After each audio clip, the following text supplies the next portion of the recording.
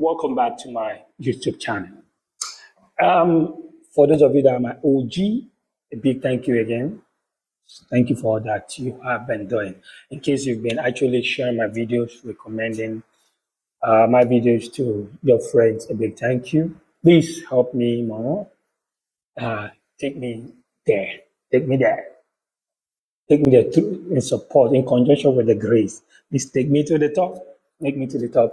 I want to say thank you because it's without you guys really subscribing, I wouldn't have even seen the hope that, oh, yeah, I'm making sense. And for those of you that have really been kind of meeting me, well, maybe in the school right now and been saying hello, it's been really encouraging. It means you guys really get to recognize me and appreciate what I've been doing. Seeing my face for the very first time, my name is Joseph, and this is J.O.S. Travel Abroad. Okay, I set up this channel just to share my ideas or knowledge about immigrating abroad.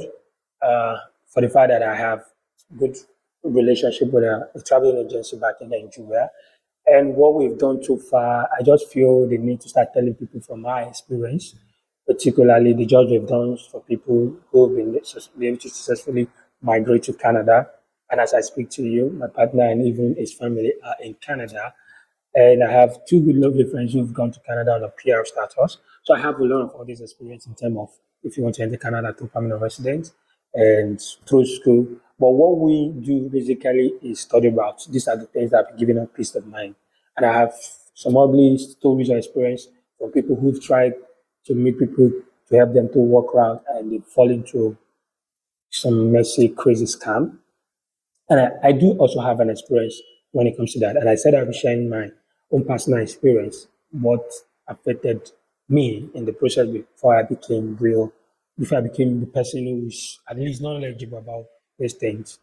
The experience I had and the punishment that came out of those ugly experience personally. I said I'll be sharing that when I get to 1,000 subscribers. I think I'm almost getting to that place where we start talking about this thing. So if you would want to talk to me about anything you want me to assist you with, I assist people to get admissions, visa process, cancel and all that to Malta. And I also assist you to get admissions to some part of Europe. I tell you what works.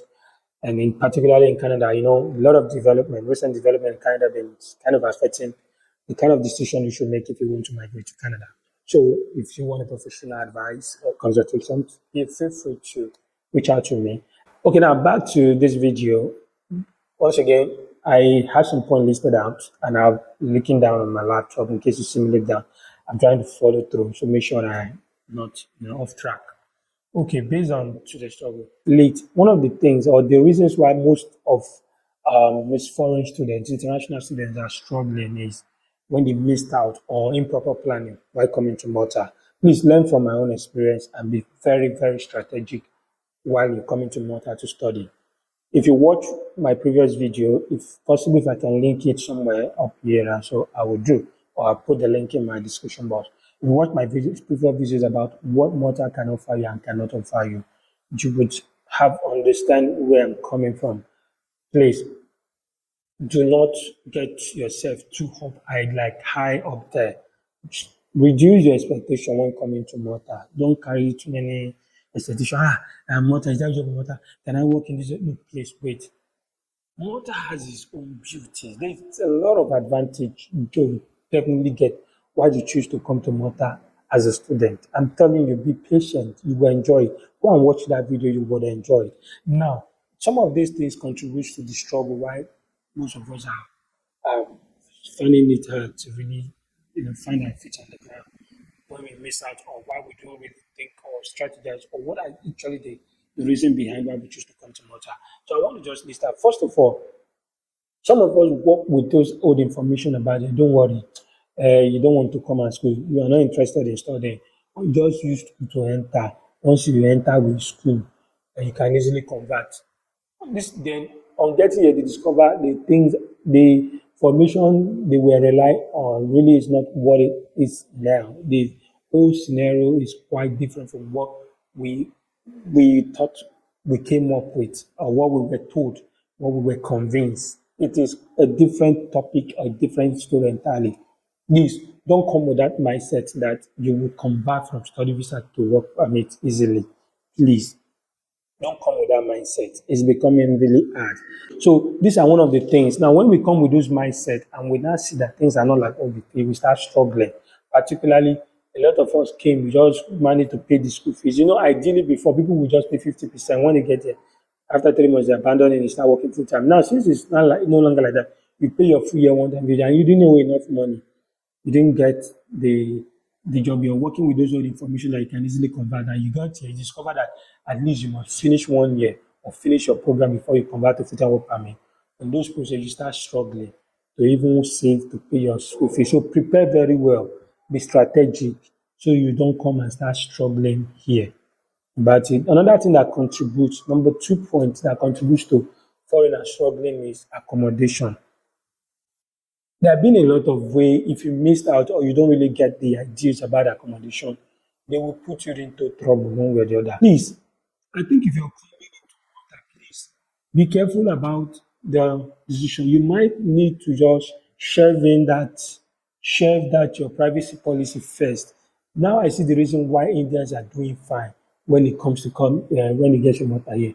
They don't mind. They will stay 3 or 4 people or five or even six in a room when they are paying 150, 200 per month so that they can at least save and remember home and save. So mortgage the privacy if you have for the meantime, if you are coming from the graduate, so you'll be able to save for the subsequent year. Otherwise, you'll be struggling because of accommodation. Be mindful.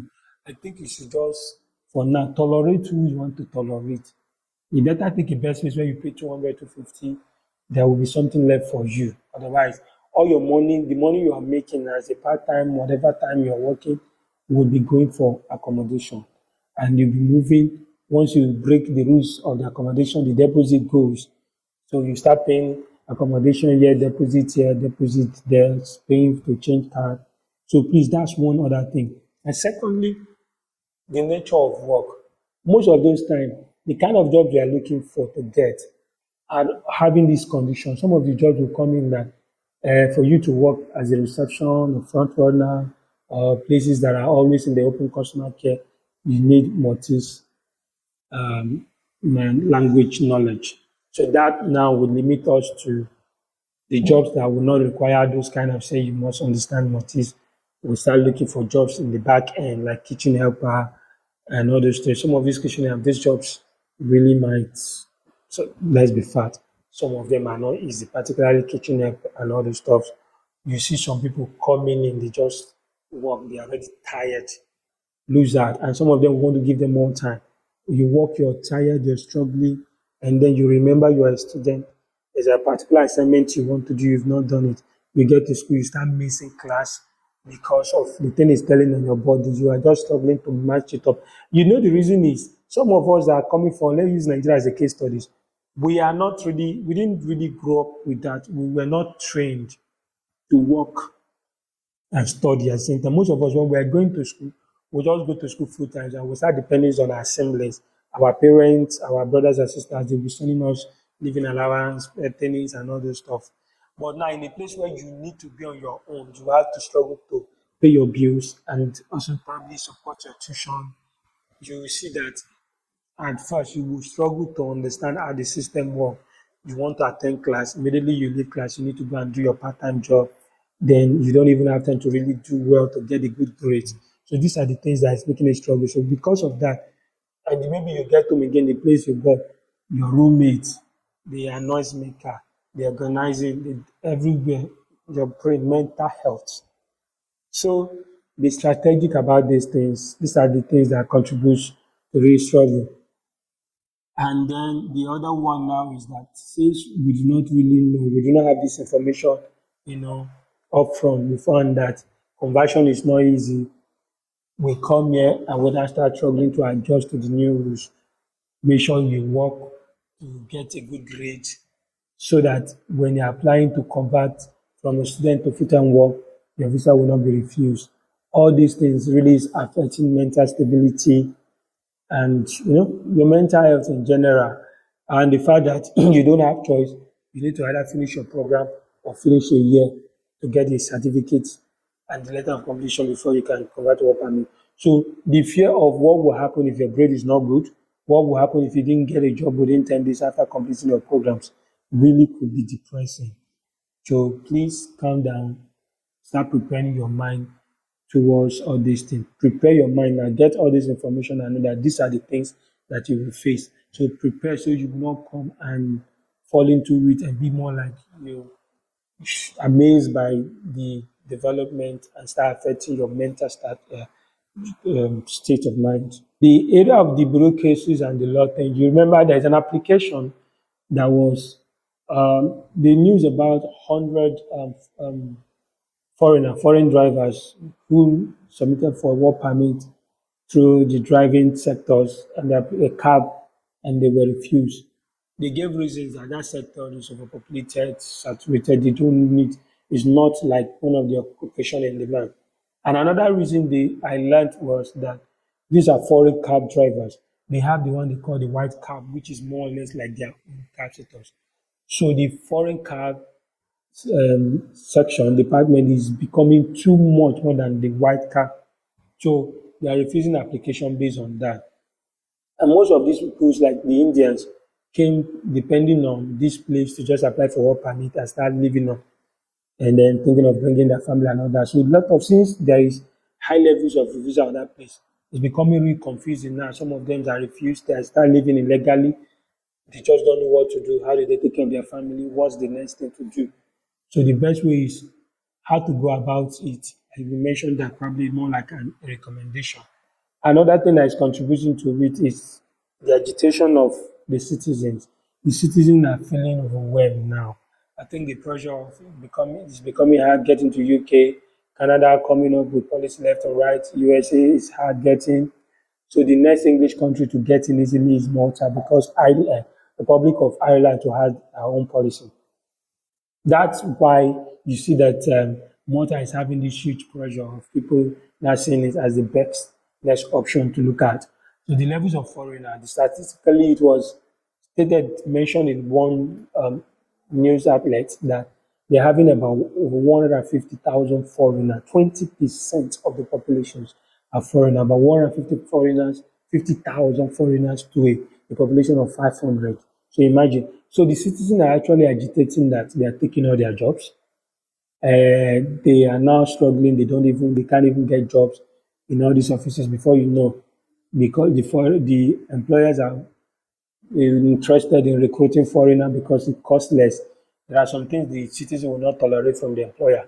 You can't even be paying some of the employer less than €10 or something, and they can't be telling them to work necessarily. The condition of work must be something meaningful. So most employer will want to dodge all these. So because if they violate the condition of work with the citizen, union will come in. For that reason now, they rather want to go with the foreigner who just believe, okay, I have opportunity of this job. You get. So even if they are maltreating them, you will not talk because you feel like average is better than work. But it's far better than where you're coming from. You can earn money on an hourly rate. You know how much you earn per month compared to what somebody in that position would even do. A cleaner here can be boasting of any better than somebody who is saying his office manager, whatever, back home. So they will tolerate all sort of shit. Forgive me for that language. They will tolerate all kind of thing. So the employer logically are playing trick around it to look for foreigners to take over those positions. And the citizens are agitating, complaining about these things. That now is leading to a lot of reasons why they are coming up with no work, no visas. The new election is coming up in about 2.5 years' time. And now the present government will be afraid that the rival of the opposing party would want to, enact policies that will favor the citizens. In fact, that one is promising there will be like 50% reduction of foreigners. So who will fall into those categories? Who is going to get those hits? If they're going to be slash of 50% foreigner in case the new government comes in after the election. So you see all these things. The fear of all these things now will contribute to why employers are being careful. Nobody is just ready to employ anybody. People are now finding it difficult. In fact, some of them are getting some kind of difficulties employing foreign workers. Another example is it is not easy now for them. A lot of them can even employ from outside Malta, but I think that has kind of reduced drastically. It is harder recruiting from outside. You rather try logic, play around those that are within. Some of these multi company, instead of them to recruit you direct now, they will take the employment to agent, recruiting company agency. So those one will be the one to go through the bureaucracy paperwork and employ the person from there. From there, they file a record. So if the government now want to talk or deal with anybody, it is the recruiting agency. It is not the direct company. So it's the logic they are playing around. So all these things is affecting the welfare and the kind of nature of how foreigners are getting by. So be prepared to, accommodate, adjust, be strategic. It's been my major point now, topic. So if we have to look at all these things and we'll go by it, what do you think I would recommend? The trick is in one of my videos I talk about what more I can offer you, I cannot offer you. This person, I will bring one of the points. I'm going to extract or take a point from that videos and still mention it here. What you need to do now is please try to, regardless of what you're going on, don't look at now. Be systematic. Look at the end goal, the goals in the end, the objective about that. So what you need to do is maintain your legal status. Try do everything you can to make sure you don't enter into the bad book. Maintain your legal status until you get to 5 years, and so you quickly apply for a permanent residence after 5 years and start enjoying the dividends of bringing yourself to Malta. After 5 years, you get your PR. You can even decide whether you stay in Malta and just go and work, genuinely make more money in any of that European country where you don't need work permit to get. Make enough money and start making plans for yourself, or you stay in Malta and you start getting all this job. You will be part of the citizen that be conveyed for a good dream, good jobs, or that your dream jobs. So another part is try to see how you can get into the uncommon jobs. Like some of the uncommon jobs, there are some jobs no matter how the government try to face out something, the citizen will not be interested to do those jobs. These are the jobs that are more associated to constructions. Maybe you are learning all these kind of skillful parts, AC installation, the plumbing, the electrical part. Learn all these skill vocational jobs. If you have the stamina self, do focus on connect yourself with the construction company that will give you a legal permission. You start renewing it until you get your PR and then start looking for better job. So if you connect yourself to this kind of job, you will not have competition there. Many people don't really have the stamina or have that the wills to work in those areas. They will not come and compete with you there. Don't worry. So or you do those key plays, all those handy job, furnishing, all those things. Probably even the caregiving course certificates, learn them so you find yourself in the few opportunities around the place. Don't compete for more of the office job for now until you become a beneficiary of it when you're a PR holder. Then build network and relation with your current employer. An example like about this one is where when you're working, show what you can offer. Be committed to that job. Let employers see your commitment, your dedication, your ability, your capacity. From there, you have a good relationship with your employer, the managers, so that by the time you are probably done with schools or not, that you can tell them if there's an find out how to either convert to a direct staff. Maybe you get to the company through the agency. Start building relationship and network so that once you're done, you can switch from the agency directly to the company.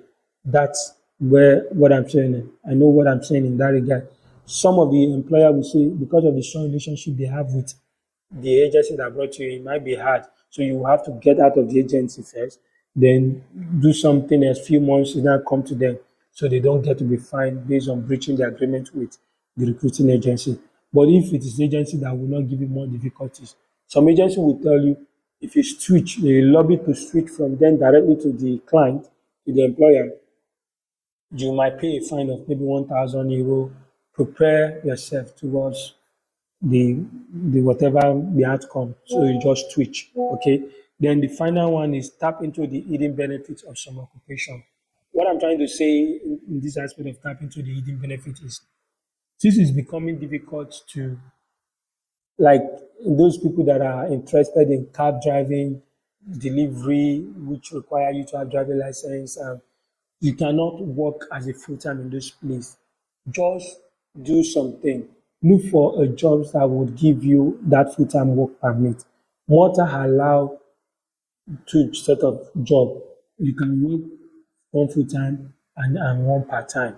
Then if you register with the full time, you work your working permit and full time license is on the employer that give you the work permit.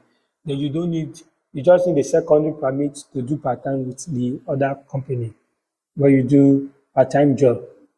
You pay 10% of whatever you earn from there. Then you pay the normal processing tithe and all that from this main one. So you look for more an employer that would give you the status to remain as a full-time worker. Then most of these companies that are doing this cab driver delivery that cannot apply for full-time work permit are based on these bureaucracies and difficulties. They'll be willing to give you the job on part-time. You might even do more hours. So you now manage the hour between.